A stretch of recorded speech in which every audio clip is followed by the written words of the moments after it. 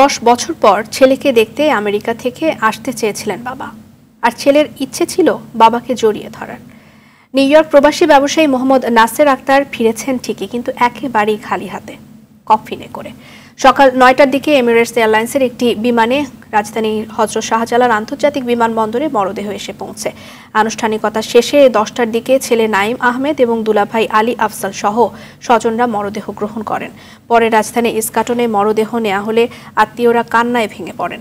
এক নজর দেখার পর শেষ বিদায় জানান স্বজন এবং শুভাকাঙ্ক্ষীরা।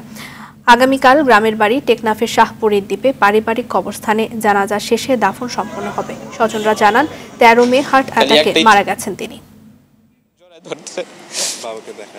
একটা ইচ্ছা ছিল, 10 বছর ধরে দেখি নাই।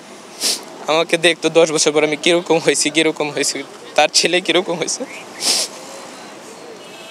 তা পারে নাই দেখতে। বলতেছিলেন দেশে আসবে 2024 সালে। সাথে কি স্বপ্ন ছিল যে দেশে এসে উনি দীর্ঘ 10 বছর প্রবাসী জীবনযাপন করেছেন। দেশে এসে উনি ওনার বন্ধু বান্ধব, তারপর আত্মীয় স্বজন সবাইকে নিয়ে গ্রামের বাড়ি যাবেন টেকনাফে শাহপুরী দ্বীপে।